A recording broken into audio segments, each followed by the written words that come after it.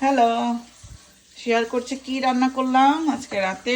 একদম একদম হালকা খাবার আফটার থ্যাঙ্কস গিভিং, হেভি খানা দানার পরে।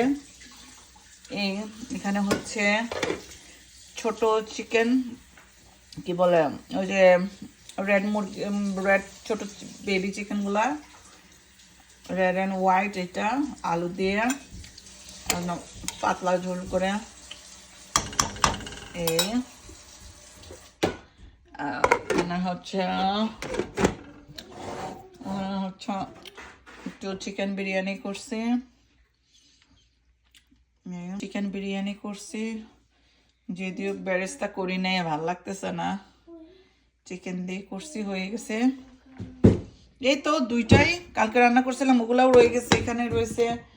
আবার এখানেও লতি লতি রয়ে গেছে আগে।